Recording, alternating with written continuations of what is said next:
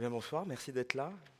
Je vous remercie d'avoir répondu à cette invitation pour cette seconde présentation de la deuxième partie de la saison TNB. Alors que vous soyez ici, présent au TNB à Villars, et on sait que beaucoup de gens sont ce soir aussi devant leur écran pour suivre la présentation sur Facebook. Donc bonsoir aussi à elles et eux qui nous regardent en même temps en direct.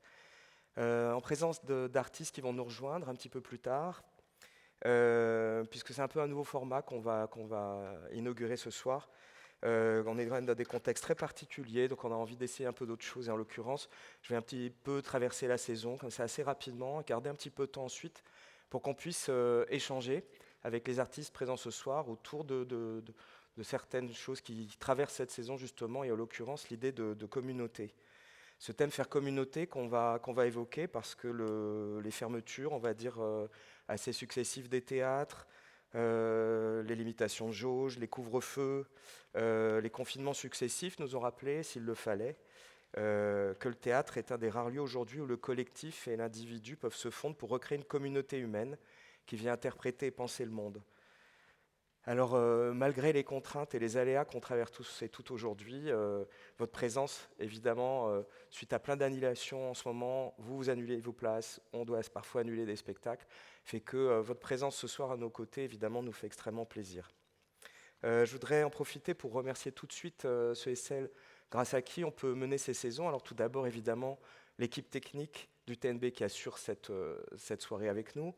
Mais au-delà, toute l'équipe du TNB, celles et ceux qui, ben voilà, qui participent à la construction, la production, l'accompagnement, l'accueil des artistes et du public tout le long de l'année, dans des conditions pas toujours simples en ce moment. Donc je les remercie vraiment très chaleureusement de tout ce qui est fait pour que ces saisons puissent avoir lieu.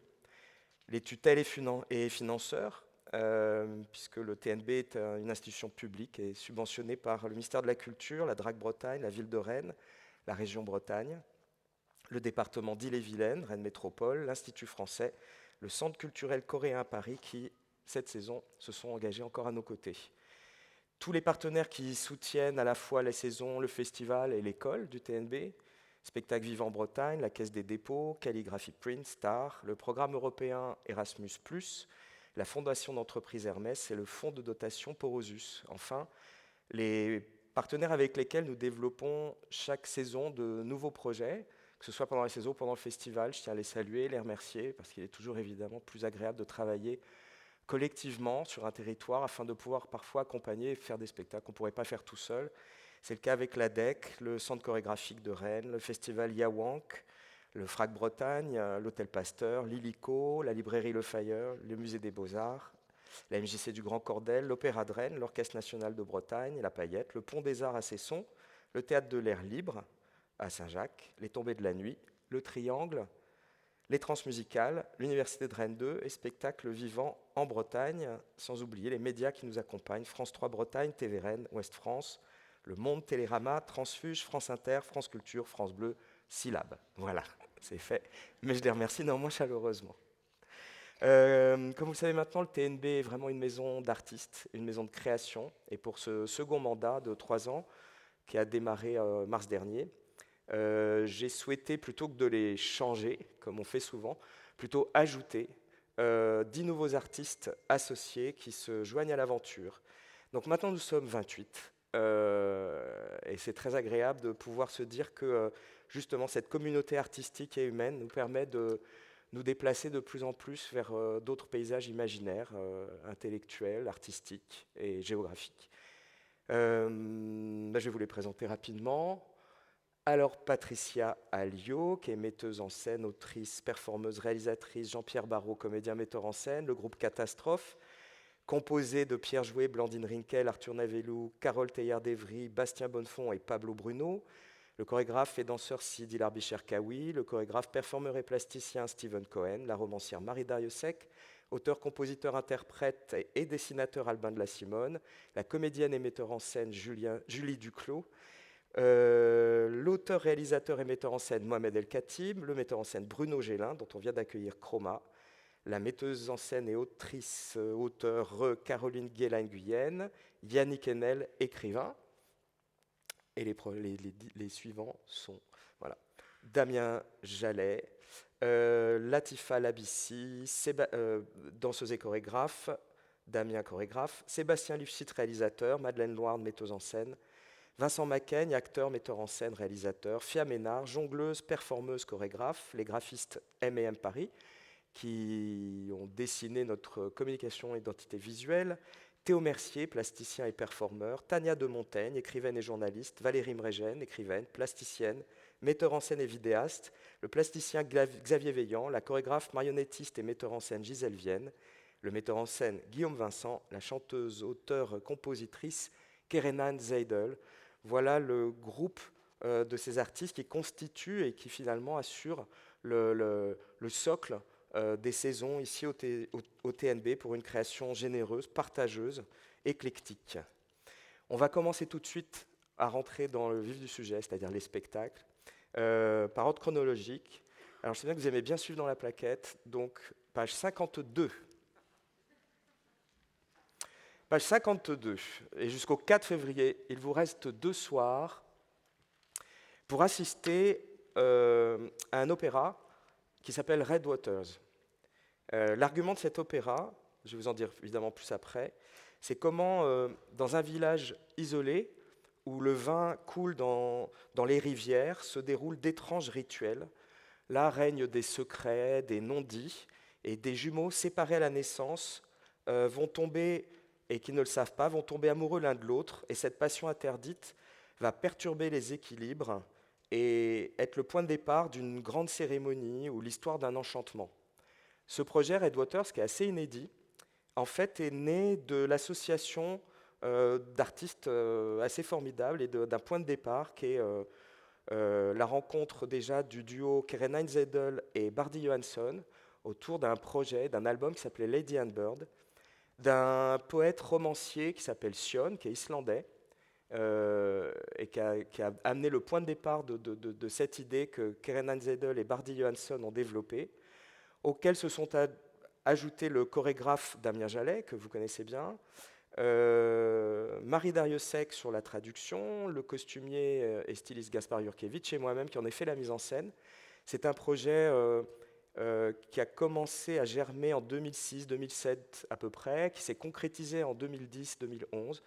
Et peu après mon arrivée à Rennes, je m'étais dit que cette ville, avec son histoire liée à la musique, avec son appétence pour on va dire, un certain sens du rituel, un certain sens de la cérémonie, de la tradition, un certain sens aussi de la communauté, de la langue, de l'identité, pour être le lieu idéal pour un jour, on avait vraiment envie de le reprendre, recréer Red Waters.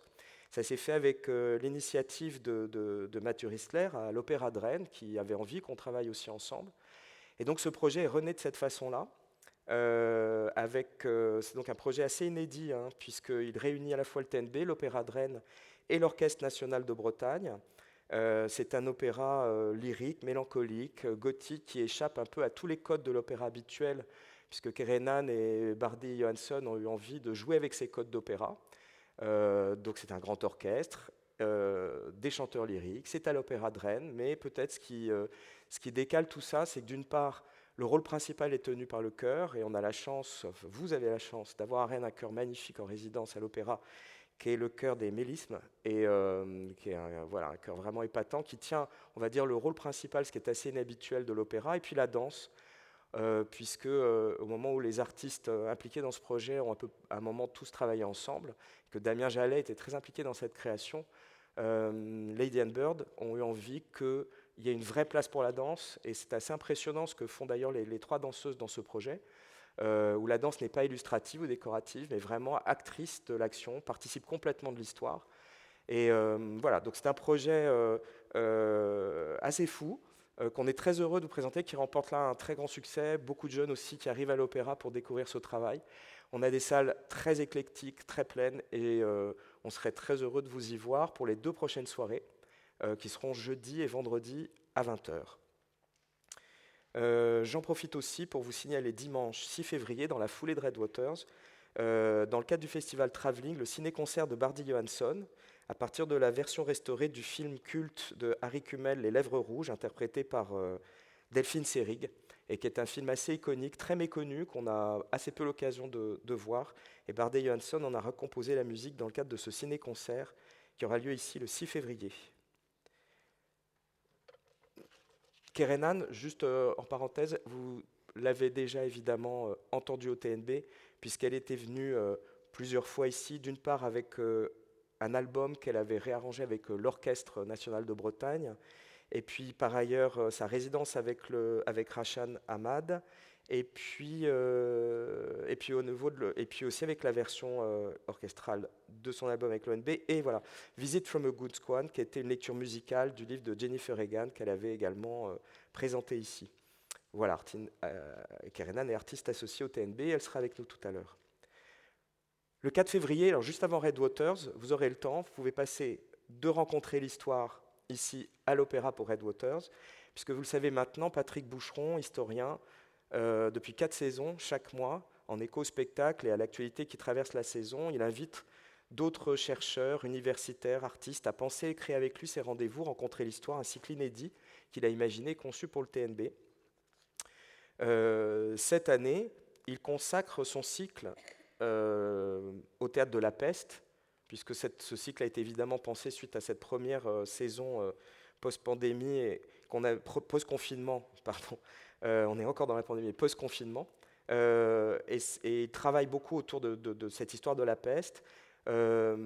Patrick est historien élu au Collège de France, et sa leçon inaugurale, Ce que peut l'histoire, en 2015, avait marqué les esprits. Il est médiéviste, et il a réalisé aussi un ouvrage important qu'il avait coordonné, qui était l'ouvrage collectif L'histoire mondiale de la France, qui a repensé l'idée qu'on pouvait se faire de l'histoire. Pour lui, le métier d'historien est d'abord une passion à transmettre au-delà de sa discipline. Et cette saison TNB, il poursuit les rendez-vous, mais il vient également de présenter, pour ceux qui l'avaient vu, Boule à neige, la performance créée avec Mohamed El Khatib.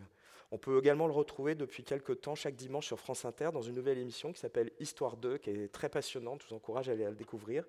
Ce vendredi 4 février, il fera binôme avec Philippe Artière. Philippe Artière est un chercheur en histoire et directeur de recherche au CNRS au sein de l'Institut de recherche interdisciplinaire sur les enjeux sociaux à l'EHESS. Et il est également président du Centre Michel Foucault et cofondateur de l'association SIDA Mémoire depuis 1999. Et justement, ce sera le sujet de leur rencontre ce vendredi. Ils vont échanger autour d'entretiens menés en 1985 en France auprès d'homosexuels contaminés par le VIH. Et plus de 35 ans après, relire ces archives, s'y plonger depuis notre présent et prêter attention à ces paroles transcrites pour essayer de prendre la mesure de ce que fut le surgissement de cette pandémie est le sujet de cette soirée où sera évoquée évidemment la mémoire de ces expériences individuelles et des prises de parole collectives pour tenter d'esquisser des éléments d'une histoire. C'est vendredi à 19h. Fiction Friction, page 53, à partir du 15 février, en salle Céro. Fia Ménard, je vais commencer à vous parler de ce projet en parlant directement de Fia, que maintenant vous commencez à connaître, je pense, qui est artiste associée au TNB, qui est jongleuse, danseuse, performeuse. C'est très difficile de la limiter à une seule discipline. Elle a un parcours artistique atypique, de même que son parcours de vie l'est, et elle emprunte d'ailleurs une nouvelle direction à partir du moment où elle va entrer dans un processus de transformation, de transition, comme on dit aujourd'hui, un spectacle qui s'appelait PPP, qui était une pièce du coming out, ayant pour objet l'imaginaire de la transformation et qui a été présenté ici en 2017. Ces spectacles donnent lieu à on pourrait dire, des vrais corps à corps avec la matière. Elle travaille sur la question du stéréotype, de l'assignation, de l'identité. On a présenté plusieurs de ses dernières créations ici, comme Les Eaux Noires, Les Contes Immoraux, Maison Mère. Elle a créé plusieurs spectacles ici en résidence, Saison Sèche, a repris 2 spectacles emblématiques de son parcours d'artiste, L'Après-midi d'un Feune et Vortex.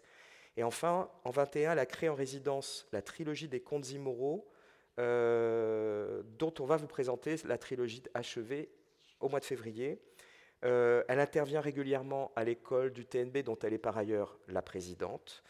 Et en 2020, elle crée, avec les élèves de la promotion 10 de l'école du TNB, un projet qu'ils finissent maintenant, et maintenant que les élèves ne sont plus des élèves, mais des jeunes acteurs et actrices, ils présentent cette création dans la continuité de ce premier travail qui s'appelle Fiction Friction.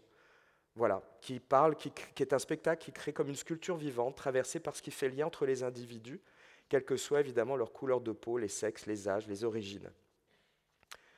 Donc c'est à partir de la rencontre avec cette très jeune génération de nouvelles acteurs et actrices issus de la promotion 10 que FIA a fait cette création inédite créée au TNB, Fiction Friction. Page 54, Fraternité, conte fantastique. C'est un spectacle écrit et mis en scène par Caroline Guéla Nguyen, nouvelle artiste associée au TNB, un spectacle qui a été répété en résidence de création ici. Je vais partir de l'histoire, en fait, qui déjà raconte vraiment beaucoup du projet. Dans un futur proche, une partie de la population mondiale disparaît subitement de la surface de la Terre. Pour combler le vide qui se crée après cette catastrophe, celles et ceux qui sont encore là inventent un nouveau type de lieu, le centre de soins et de consolation, où ils vont lutter ensemble contre le temps et l'oubli. Ce spectacle convoque 13 interprètes de toute génération et horizon sur scène. Elle mélange des comédiens et comédiennes professionnels et amateurs, amatrices, dans différentes langues, puisqu'on y parle le français, l'arabe, le vietnamien et l'anglais. Le spectacle repose sur un pari. La sensibilité humaine est un bien partagé par tous et peut devenir une force fédératrice si l'on s'en empare ensemble. C'est le point de départ de ce spectacle très étonnant qui avait reçu un très bel accueil public au Festival d'Avignon. Il a été créé cette année. Caroline Guéla a fait l'école du Théâtre national de Strasbourg. Elle a également étudié la sociologie. Elle s'est au début intéressée au texte classique et assez rapidement, elle a plutôt envie de s'attaquer à des récits plus personnels où apparaissent des corps habituellement absents des plateaux de théâtre. Elle a travaillé aussi sur sa propre biographie et ses origines franco-vietnamiennes, en étant peut-être la première à amener sur le plateau une histoire de l'Indochine et du Vietnam avec des acteurs étonnants avec lesquels elle avait travaillé au Vietnam. Elle propose un théâtre assez cathartique, en fait, comme le prouve Fraternité. Et elle avait présenté déjà ici Saigon, justement, ce spectacle sur le Vietnam dont je vous parlais. Voilà pour Caroline Guéla et Fraternité. Dans la mesure de l'impossible, de Thiago Rodriguez sera présenté à partir du 24 février, c'est page 55. Sont les premières françaises de cette nouvelle création de Thiago Rodriguez dont se joue en ce moment à Paris la Cerisay avec Isabelle Huppert et certains des acteurs avec qui on a beaucoup travaillé ici comme Océane Karaiti et Adama Diop. Donc Thiago, avec ce spectacle, compose plusieurs récits qu'il a constitués à partir de rencontres, d'interviews et d'entretiens qu'il a menés lors de voyages d'investigation qu'il a effectués sur le terrain avec différentes délégations de la Croix-Rouge pendant la saison 2020-2021. Et c'est à partir de ces rencontres qu'il a eu envie de créer ce spectacle qui nous amène à suivre les questionnements de personnes qui, à un moment, décident de s'engager dans l'humanitaire, dégagent, oui, d'une certaine façon, de certaines vies, on va dire, un peu rangées, afin de rendre compte de désastres collectifs que sont la guerre, la misère, l'exclusion, mais aussi de ce que peut l'humain. À l'origine, évidemment, de ce projet, c'est des questions comme qu'est-ce qui peut pousser un être humain à choisir de risquer sa vie pour aider les autres? Comment appréhender la question de l'appartenance et du chez-soi? Quand devient-elle problématique face au chaos et au désordre du monde? Et comment cette double vie entre les zones de crise, de conflit et le retour chez soi, dans un pays en paix, peut-elle modifier le regard sur le monde et sur sa vie personnelle? Donc c'est un sujet vraiment passionnant, assez peu traité dans le fond que Thiago Rodriguez nous propose là. Thiago est portugais, il est basé à Lisbonne, où il dirige encore le Théâtre National. Pour lui, le théâtre est envisagé comme une assemblée humaine, un endroit de rencontre pour y confronter des idées, partager du temps. Il a à son actif, au jour d'aujourd'hui, une trentaine de spectacles qu'il a joué dans plus de 20 pays, très présent sur la scène internationale aussi. Ses œuvres les plus notables dont ont été By Heart, qui avait été présenté au Festival TNB, et Antoine et Cléopâtre, Bovary, Sopro, qui avait été créé à Avignon. C'est quelqu'un qui va combiner le réel et la fiction, et qu'il revisite des classiques ou adapte des romans. Son théâtre est profondément ancré dans la notion d'écriture avec et pour les acteurs. Il recherche une transformation poétique de la réalité avec les outils du théâtre. Et peut-être que vous avez entendu son nom ces derniers temps, puisqu'il vient d'être nommé directeur du Festival d'Avignon et qu'il prendra ses fonctions à partir du festival, du festival de 2023. En mars, on va vous proposer 2 diptyques autour de 2 artistes, Gisèle Vienne et Théo Mercier, tous 2 artistes associés au TNB. Alors, on va commencer avec Gisèle et L'étang de Robert Walser. Je vais présenter un petit peu Gisèle. Gisèle, elle est chorégraphe, elle a fait une formation de marionnettiste aussi, elle est marionnettiste, metteuse en scène. Et c'est quelqu'un qui est dans une recherche esthétique très, très intense, très profonde. Elle déploie des visions assez fascinantes qui sont peuplées de marionnettes, de poupées, de masques, mais également d'acteurs, actrices, de performeurs, de danseuses. Et parfois, il est même difficile de faire la distinction entre le vrai, le faux, et les poupées et les personnes. Elle cherche l'inconfort du trouble, de l'ambiguïté. Elle a des compagnonnages au long cours avec des collaborateurs comme par exemple l'écrivain Dennis Cooper. Elle a présenté déjà plusieurs créations au TNB, Kinder Totten Leader, Jerk, son spectacle Crowd, qui a marqué les mémoires ici. Et sa dernière création, L'étang, a été créée en résidence après plusieurs reports lors du festival Fantôme, puisqu'il avait été annulé en 2020. Et va enfin, après 3 ans de travail et de temps de répétition et de report, être présenté là au mois de mars. Donc on est très heureux que vous puissiez découvrir ce spectacle assez extraordinaire. Là, Gisèle a adapté un auteur suisse dont on connaît le nom, mais on ne connaît pas toujours bien son œuvre, qui est Robert Walser. Et elle est partie de cette nouvelle, L'étang, qui est l'histoire d'un rapport déréglé entre un jeune garçon et sa mère. Se croyant mal aimé, l'adolescent simule un suicide et va ainsi regagner le cœur maternel, mais sur un mode assez subverti. Sur scène, 2 comédiennes exceptionnelles, Adèle Haenel et la comédienne Henrietta Wahlberg, vue déjà dans Crowd. Donc ça, c'est pour L'étang, spectacle qu'on est très heureux enfin de pouvoir vous présenter et qui sera suivi d'une reprise et d'une recréation d'un spectacle très fascinant de Gisèle Vienne qui s'appelle This is how you will disappear, qui est une expérience assez incroyable. Tout part d'une forêt, et dans cette forêt, et dans l'exploration de cette forêt, où vous allez voir, il y a des vrais oiseaux prédateurs, des vrais arbres, enfin c'est assez impressionnant, vont apparaître 3 figures qui vont surgir et se confronter les unes aux autres. On va dire des figures archétypales d'aujourd'hui, des idoles post-adolescentes comme le jeune athlète, la rockstar, et puis l'entraîneur, qui vont les 3 ensemble être confrontés à des pulsions très primitives et au chaos, dans une ambiance tout à fait singulière, dont l'actrice principale, j'ai envie de dire, de ce spectacle assez hypnotique, est une artiste qui s'appelle Fujiko Nakaya, et qui est fille de météorologue, giste, oui, je sais plus. Et c'est très important parce que donc son père s'occupait de nuages et elle, tout son travail, ça a été de chercher comment fabriquer et d'une certaine façon dompter des nuages. Parce que c'est une chose de faire un nuage sur un plateau, c'est une autre chose que de le maîtriser, de le faire se déplacer et de le faire naviguer à volonté, on va dire. Donc la spécificité de cette sculptrice, Fujiko Nakaya, c'est ça, elle est sculptrice de nuages.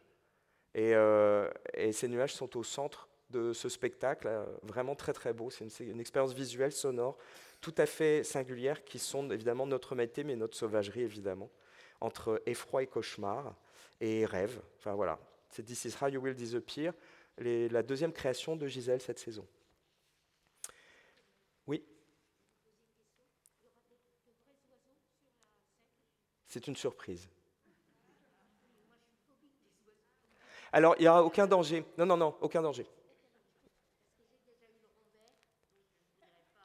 Alors, Rambert, l'oiseau avait vraiment son autonomie et avait investi la salle comme la scène.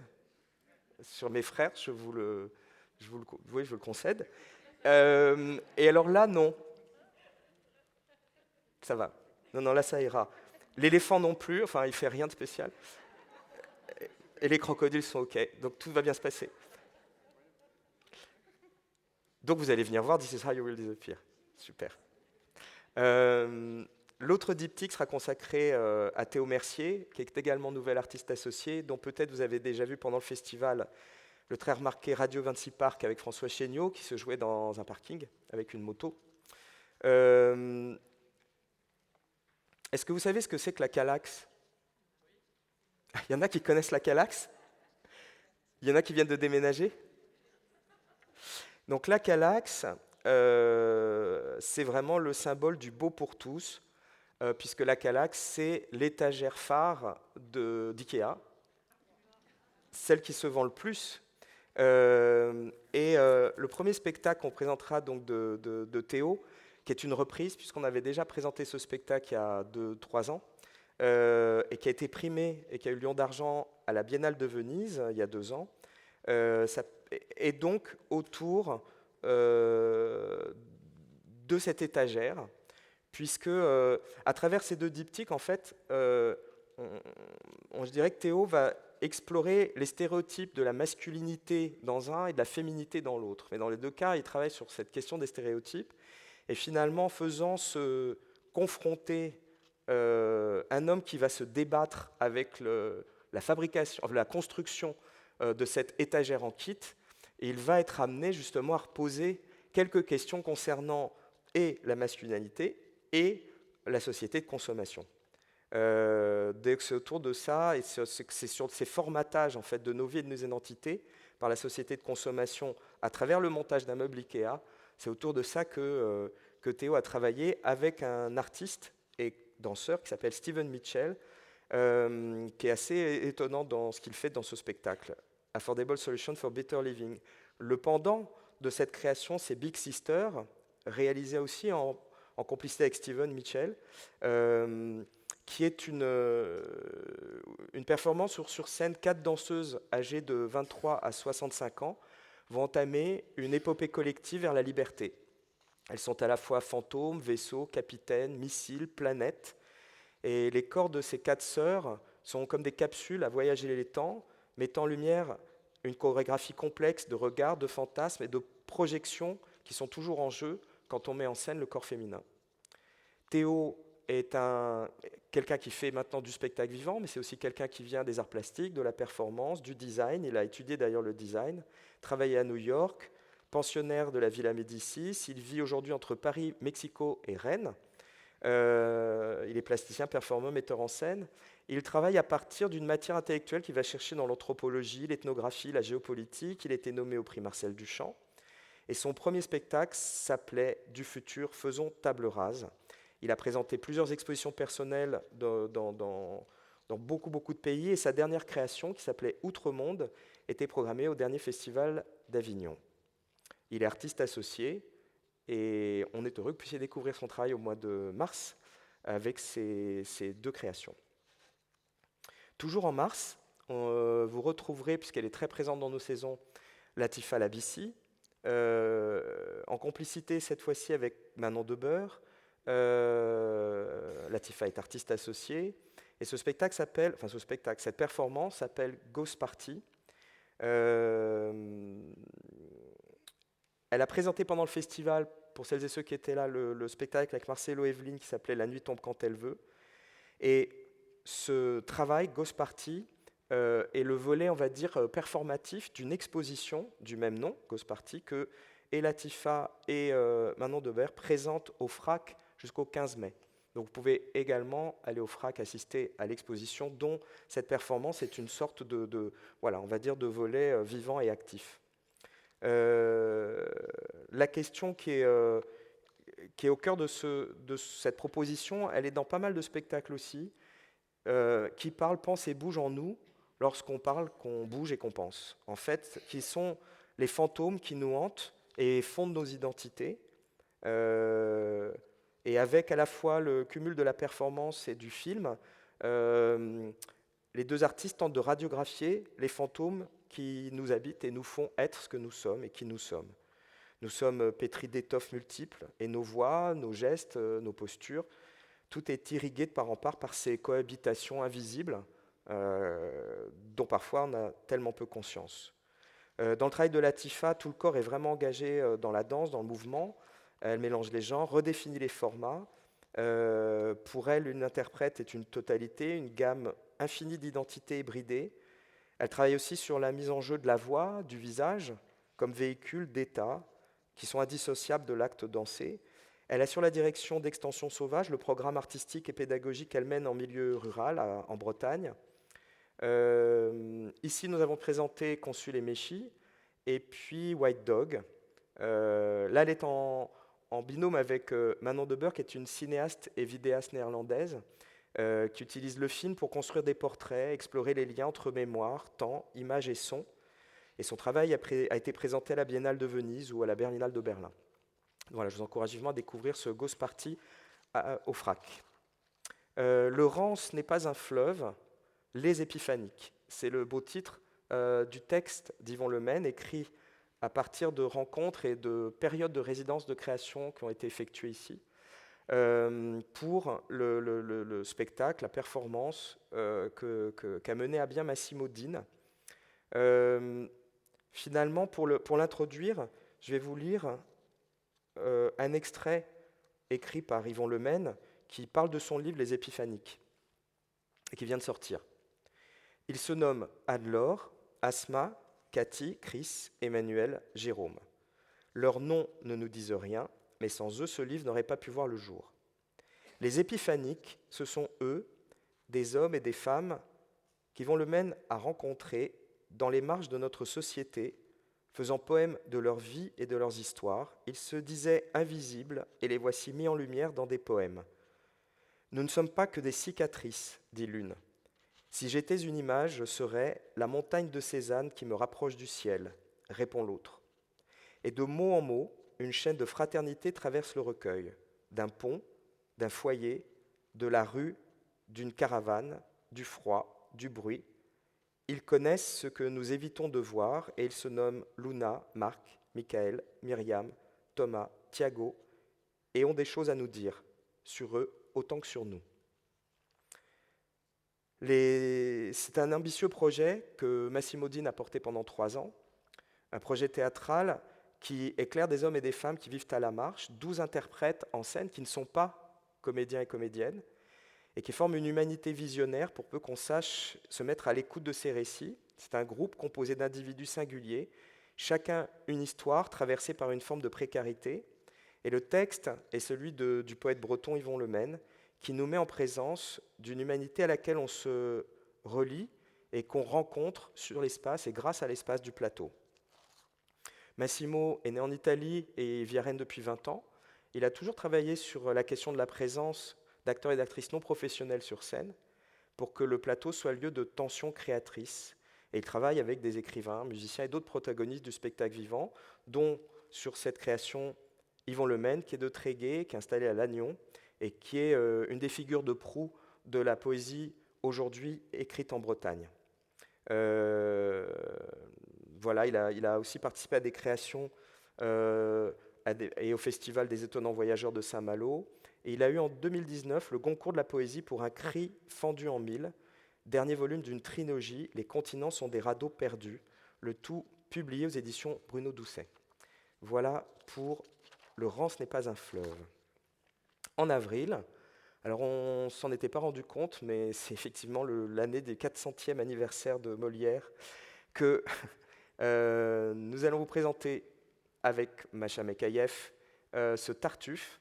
Le masque et la duplicité, évidemment, sont au cœur de cette comédie qui dénonce les rouages d'une société bâtie sur les rapports de domination, de conquête, de pouvoir. La pièce a été écrite en 1664, c'est peut-être la plus jouée de Molière, qui raconte, tout le monde le sait brièvement, hein, l'explosion d'une famille bourgeoise, puisque le père de famille, Orgon, d'un seul coup, est aveuglé, séduit, envoûté par un faux dévot, Tartuffe. On sent que cette pièce, évidemment, elle peut résonner à chaque génération, chaque année, avec des tas de choses qui nous traversent. Donc vous découvrirez ce qu'en a fait Macha Makayev autour d'un acteur magnifique et virtuose qui s'appelle Xavier Gallet. Macha est née à Marseille, d'une famille aux ascendances russes et italiennes. Elle a étudié la littérature, l'histoire de l'art, et c'est Antoine Vitesse qui lui a confié sa première mise en scène au Théâtre des Quartiers d'Ivry. Elle est auteure et metteur en scène avec Jérôme Deschamps, de plus de 20 spectacles qui ont été créés par cette compagnie, Deschamps-Macaïef, qu'ils ont fondé, dirigé ensemble. Des spectacles qui ont eu un succès évidemment incroyable. Et dans les années 90, évidemment, ils ont marqué les esprits avec Les Deschiens. Parallèlement, elle a exposé une œuvre de plasticienne dans des espaces très différents, de la Fondation Cartier au Musée des Arts Décoratifs. Elle a mis en scène des spectacles, des opéras. Elle travaille également comme scénographe. Et depuis 2011, elle a dirigé le théâtre de la Criée à Marseille. Voilà pour Tartuffe que nous accueillerons en mars. 20 000 lieues sous les mers. Donc ce nom évocateur de Jules Verne. C'est un spectacle jeune public. 2 dates exceptionnelles, les 14 et 15 avril. C'est aussi un report. Alors on va appeler ça un concert fiction. L'idée étant à la fois de lire le roman de Jules Verne et de l'accompagner d'une musique originale. C'est un projet France Culture, un grand format porté par l'Orchestre national de Bretagne qui se jouera ici. Vous connaissez le roman d'aventure de Jules Verne qui est paru en 1870 et qui relate le voyage de 3 naufragés capturés par le capitaine Nemo, un mystérieux inventeur qui parcourt les fonds sous-marins à bord d'un non moins mystérieux Nautilus. C'est le compositeur Didier Benetti qui crée une musique originale qui accompagne la lecture de 20 milieux sous les mers, qui est faite par l'acteur Éric Eboinet, que vous avez sûrement vu. Il a tourné tellement de films et de télévision, mais voilà, au hasard, Cédric Clapiche, Brian De Palma, Les Rivières pourpres, Claire Denis. Et c'est lui qui sera le lecteur de ce 20 milieux sous les mers qu'on fait en partenariat avec l'Orchestre national de Bretagne. En mai 22, on l'espère, nous aurons un printemps coréen à l'occasion d'un spectacle Empire des Lumières qui a été reporté pour la 2e ou 3e fois, je ne sais même plus.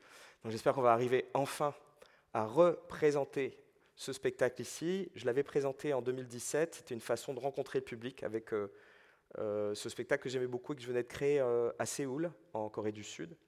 Et le spectacle voilà, avait eu un grand succès. Et puis là, il est question de cette tournée française et européenne. Et donc, on avait très envie de repartir de Rennes et du TNB, de vous donner l'occasion de le revoir. Et pour ceux et celles qui ne l'avaient pas vu, de le découvrir. Donc, ce sera l'occasion d'une part du printemps coréen, avec le Centre culturel coréen, où on invitera la culture coréenne au TNB de Séoul à Rennes avec des spectacles, mais aussi du cinéma, une plongée dans les dramas, ces fameuses séries coréennes, et une soirée karaoké dont je ne veux même pas entendre parler. L'Empire des Lumières, page 65. C'est un roman d'espionnage à la base. C'est un des plus grands succès de la littérature contemporaine en Corée, avec une histoire qui est tout à fait fascinante, mais en même temps qui s'appuie sur une réalité, c'est celle qu'on appelle des espions dormants. C'est-à-dire que la Corée du Nord, un jour, envoie en formation comme ça dans le sud des jeunes gens qui vont rentrer à l'université et puis qui vont faire des études et qui vont se marier, créer des familles, vont rester 20 ans, 25 ans, 30 ans en Corée du Sud, sous une fausse identité, une fausse vie en fait. Et puis certains d'entre eux, un jour, sont rappelés. Et c'est ce qui va se passer avec le héros de cette histoire, qui, un matin, reçoit un email où il comprend en fait, qu'il doit rentrer en Corée du Nord. Et cet homme a un métier, il est marié, il a des enfants. Et donc, le roman et le spectacle racontent les 24 heures qu'il sépare de la réception de ce message.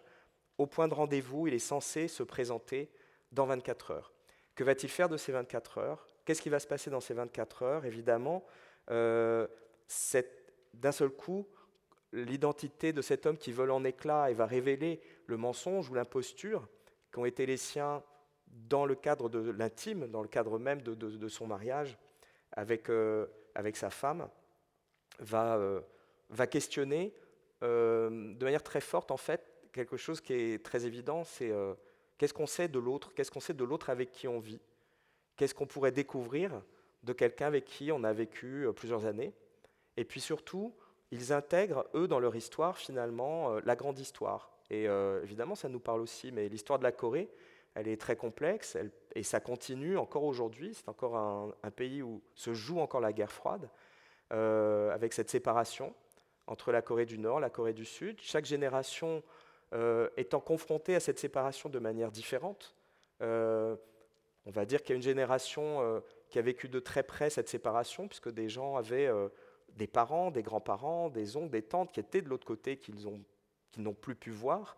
Puis la génération d'après, bah, ça s'efface un petit peu. Puis il y a peut-être une génération maintenant aujourd'hui qui veut plus trop en entendre parler, qui finalement même redouterait un jour la réunification, puisque qu'est-ce qui se passera quand il y aura réunification et que tous ces gens dont on veut plus trop entendre parler dans le Nord, qui sont des gens qu'on suppose très pauvres, miséreux et assoiffés de liberté, vont débarquer dans la Corée du Sud, et qui est un des pays les plus ultra-libéral, et où la consommation atteint des pics.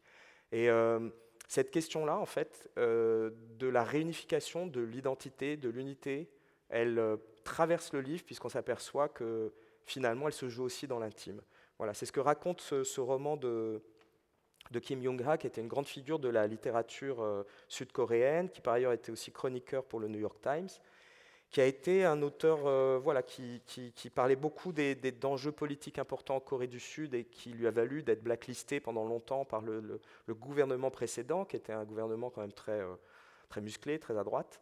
Et je vous engage à découvrir ces acteurs magnifiques, qui sont vraiment des acteurs très inspirants, avec qui j'ai eu beaucoup de plaisir à travailler, pour rendre compte à la fois ce roman d'espionnage et cette grande fable métaphysique et politique, qui est l'Empire des Lumières, et qui est un spectacle qui mélange la littérature, le cinéma, avec des images qui ont été vraiment de cinéma réalisés par Pierre-Alain Giraud, et puis une autre dimension qui est celle du témoignage, puisque le spectacle s'articule aussi autour des témoignages des acteurs et actrices du spectacle, dans leur lien et leur histoire avec la Corée du Nord.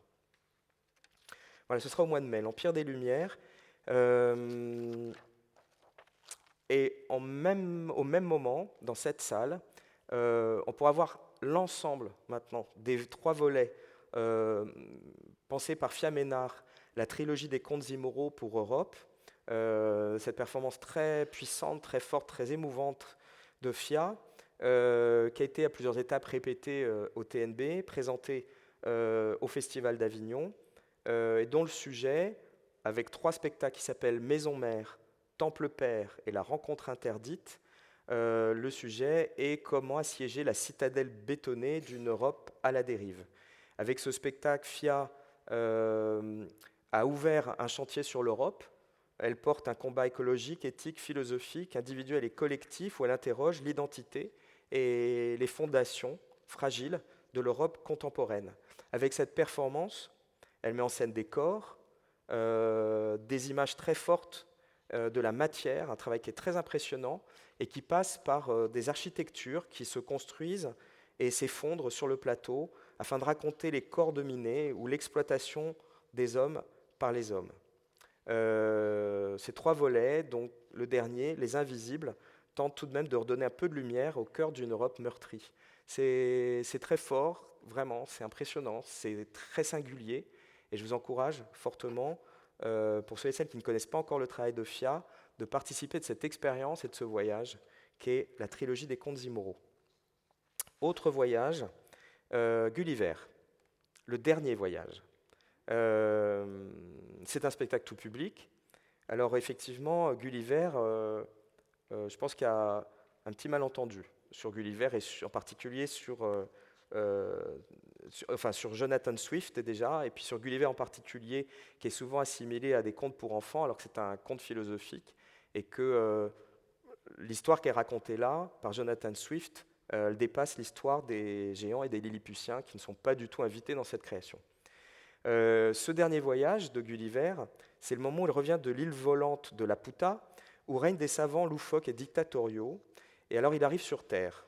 Et là, il va découvrir un champ de ruines, des habitants et des habitantes miséreuses, une nature malmenée par les progrès techniques, et se rendant aux confins de la conscience, là où la mort appose un point final à l'aventure humaine.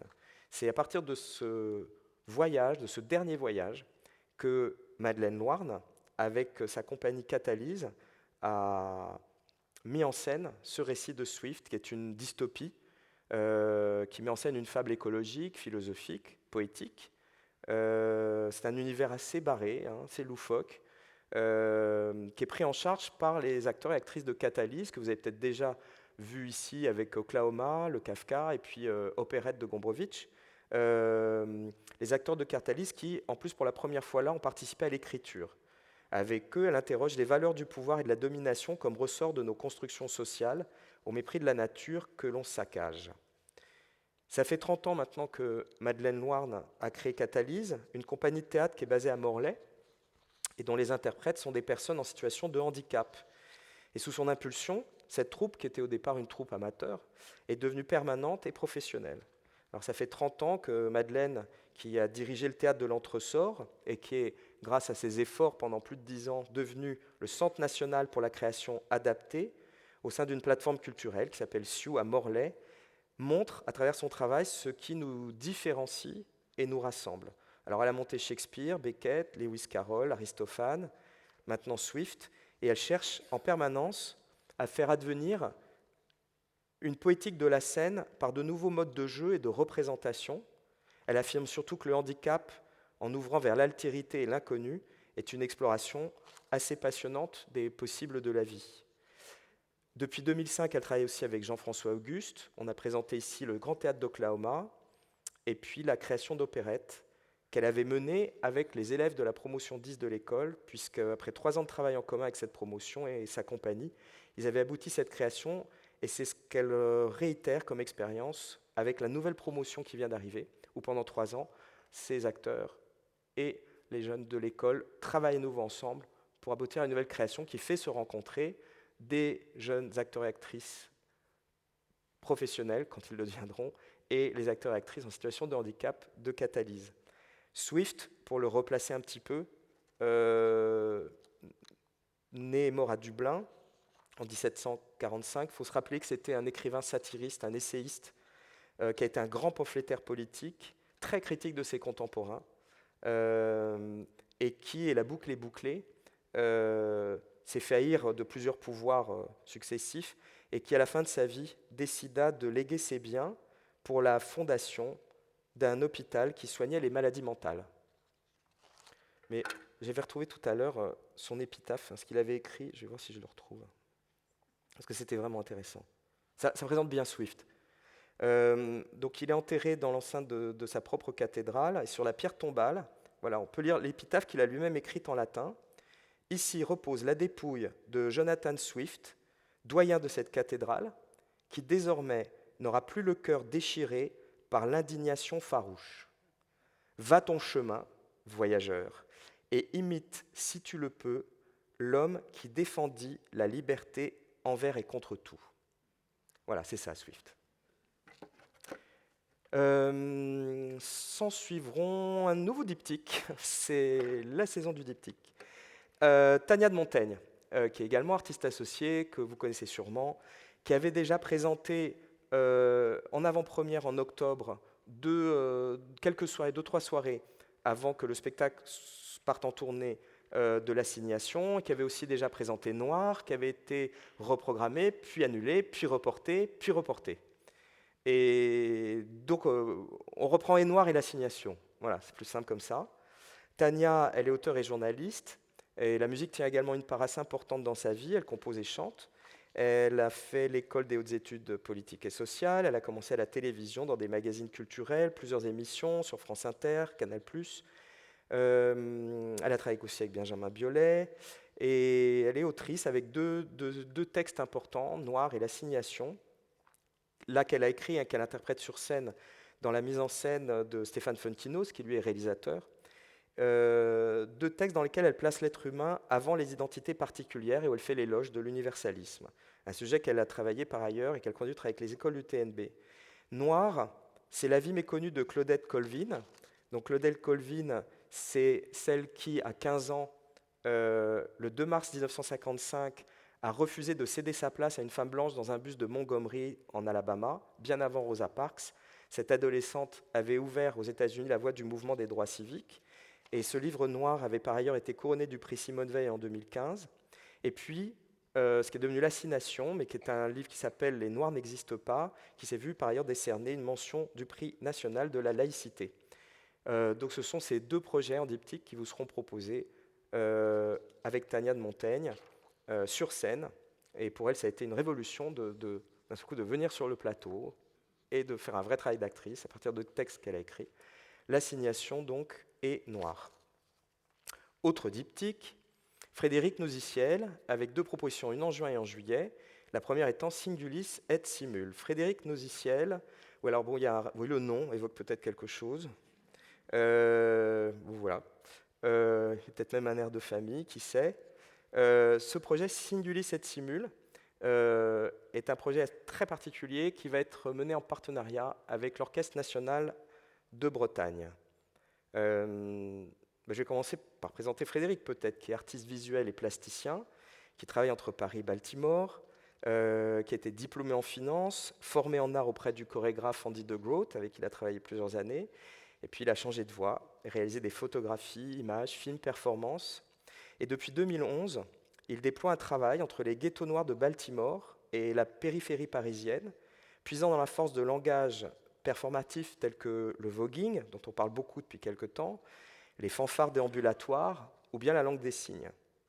Ces projets en cours sont des récits qui mettent en jeu la langue, la transcommunauté, la traversée de lignes de partage et la création d'espaces qui sont libres d'assignation et où la singularité de chacun existe sans étiquette, sans label.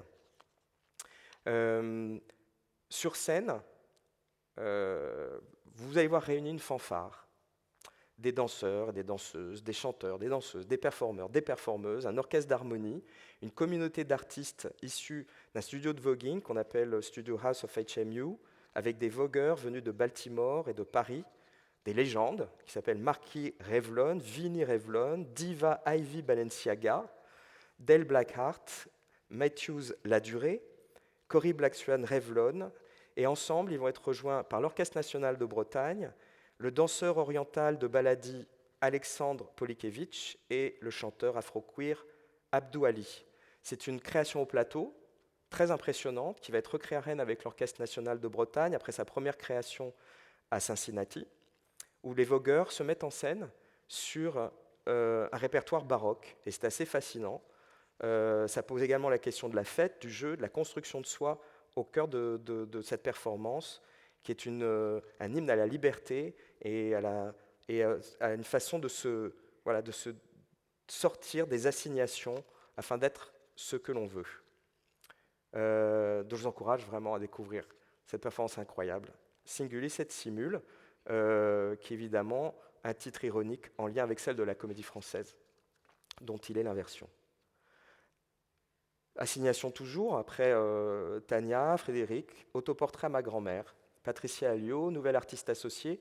On avait présenté déjà une soirée lors d'un hors-format, cet autoportrait, qui nous avait beaucoup touchés, nous a donné envie de le reprendre, en écho aussi au spectacle que Patricia a présenté pendant le festival, qui s'appelait Dispatch, autour du Tribunal permanent des peuples, inspiré du Tribunal permanent des peuples. La grand-mère de Patricia Alliot est née dans le Morbihan, au début du XXe siècle, à une époque où la France interdisait aux écoliers de parler le breton. Et entre cette langue dérobée et la mémoire défaillante de la vieille dame, s'est glissé le projet de Patricia, avec des conversations avec son aïeul, et elle a fait à partir de ça une conférence où, seule en scène, elle dialogue avec cette femme qui n'est plus là maintenant. Là encore, c'est un récit intime sur les fantômes qui nous habitent et nous accompagnent, avec lesquels on chemine, avec lesquels on se construit. C'est une performance très émouvante qui place au centre un dialogue entre deux générations de femmes, où Patricia Alliot se raconte, nous parle de la Bretagne, de sa culture, de sa langue, de son histoire et de son coming out aussi. C'est le récit d'une histoire intime de la Bretagne, du rapport à une langue longtemps interdite, le breton, qui résonne également avec celui plus large des peuples colonisés, lorsqu'une culture dominante cherche à s'imposer face à une autre, une culture qu'on cherche à nier et à éteindre et qui malgré tout résiste. C'est autour de ça que travaille beaucoup Patricia, qui est une artiste très attentive à la question des minorités, qui avance au rythme d'une pensée critique du monde et pour qui l'art est un outil réflexif. Cet autoportrait à ma grand-mère va tourner aussi dans le département d'Ille-et-Vilaine, Euh, voilà, je vous invite beaucoup, évidemment. Et ah oui, je voulais dire aussi qu'elle est réalisatrice et qu'elle prépare pour 2022 un film qui s'appelle Brûler pour briller, une fable médiévale queer qui est liée au village de Saint-Jean-du-Doigt, où par ailleurs elle anime des rencontres pluridisciplinaires de ICE autour de l'autoportrait A et des minorités sexuelles, politiques et linguistiques. Donc je vous invite à découvrir Patricia, nouvelle artiste associée au TNB, avec ce très beau travail, l'autoportrait à ma grand-mère. Alors, autre ambiance avec Le bruit des loups d'Étienne Saglio, théâtre, magie et famille, à partir de 8 ans. C'est aussi un spectacle reporté qui a été répété, créé au TNB. C'est page 71, pardon, j'ai perdu le fil des pages, j'espère que vous suivez quand même. En fin de saison, Étienne est magicien. Il est devenu d'ailleurs aujourd'hui une référence assez incontournable de ce qu'on appelle la magie nouvelle. Il était d'abord jongleur, plutôt autodidacte. Et puis, il s'est formé à différentes écoles et a découvert la magie lors d'une formation pour magie nouvelle avec Raphaël Navarro. Et depuis, il a créé des spectacles très impressionnants pour le cirque, mais pas seulement, et où il fait se rencontrer à la fois la magie, le cirque, les arts plastiques. Il a créé un spectacle en 2009 qui s'appelait Le Soir des monstres et qui s'est joué pendant plus de 10 ans, beaucoup en France, mais également énormément à l'étranger. Et on est très content de pouvoir enfin vous faire découvrir ce bruit des loups, qui est, j'allais dire un spectacle magique, mais oui, qui est vraiment un délire poétique, un très grand format en fait. C'est pas du tout, c'est pas une petite forme, c'est vraiment quelque chose qui se déploie, qui est très impressionnant, qui est né ici et qui tente de réenchanter la nature et nos imaginaires, qu'on a fait en partenariat avec Airhoop. Et il y aura d'ailleurs un temps fort autour de ce spectacle et de la magie nouvelle le week-end du 25 et 26 juin, avec brunch, close-up, magie de proximité, et puis une petite forme qui est la nouvelle création d'Étienne, qui est un spectacle jeune public en hommage à Tex Avery, qui s'appelle Goupil et Cosmao. Voilà, l'histoire du bruit des loups, c'est comment dans un monde devenu trop propre, un homme oublie la nature, a tenté de la domestiquer et y est arrivé. Et alors qu'il s'occupe de son ficus, une souris va s'immiscer dans sa vie. La nature va se rappeler à lui et l'emporter dans un voyage, dans une forêt assez envoûtante, avec un bestiaire fantastique orchestré par un étrange renard. Et je vous encourage vraiment à découvrir aussi ce spectacle qui est très très étonnant, très inattendu. En fin de saison, Requiem de Mozart avec l'Orchestre national de Bretagne. Donc, il ne devrait pas qu'il y ait de lien entre la fin de la saison et le Requiem. C'est un hasard de programmation. Donc, vous pouvez venir écouter le Requiem avec l'Orchestre national de Bretagne en mois de juin. L'Orchestre national de Bretagne avec qui, voilà, je précise, on est très content de tous les partenariats qu'on mène ensemble. Et on a beaucoup de plaisir à faire Red Waters en ce moment. Et on est content de toutes ces aventures, que ce soit Singul, cette Simule et puis ce Requiem qui raconte aussi l'envie de partage de l'orchestre et sa versatilité. Et on clôturera la saison en fanfare, après le Requiem, avec le Marching Band. Donc ça, c'est la deuxième proposition de Frédéric Noziciel, qui est un spectacle performance transdisciplinaire, transgénérationnel, transgenre, transculturel, avec des voyageurs de Baltimore et des danseurs et des musiciens celtiques. Tout ça conduit par Clément Le Goff et le Cercle Celtique. C'est un hymne à une communauté de marcheurs et de marcheuses métisses et éphémères. C'est le Marching Band Roazhon Project, qui est donc créé pour vous à Rennes, par Frédéric, mené par Frédéric, conduit par Clément Le Goff, avec des vogueurs américains, qui relient et les États-Unis et la France, où ils vont créer cette forme vivante, participative, qui excède toutes les différences de disciplines artistiques, d'âge, de culture et de genre, pour les agréger dans une fanfare déambulatoire qui se réinvente d'ailleurs à chaque fois en fonction des lieux où elle se joue. Donc le Marching Band, le Roazhon Project, c'est vraiment le rennais, le marching band rennais. Alors on n'est plus habitué au marching band en France, c'est plutôt une tradition américaine, mais vous allez pouvoir découvrir cette fanfare qui va traverser Rennes, qu'on fait en partenariat avec le Musée des Beaux-Arts, le FRAC et les Champs Libres, les 2 et 3 juillet, et auquel peut-être vous pourrez participer. Voilà, il restera après chaque intervention une installation qui sera à la fois la trace et la continuation de ces parades. Donc on se retrouvera tous au mois de juillet pour clôturer la saison avec le Marching Band Roazhon Project. Voilà pour la saison. J'ai encore quelques mots À propos du cinéma du TNB, le cinéma c'est important ici.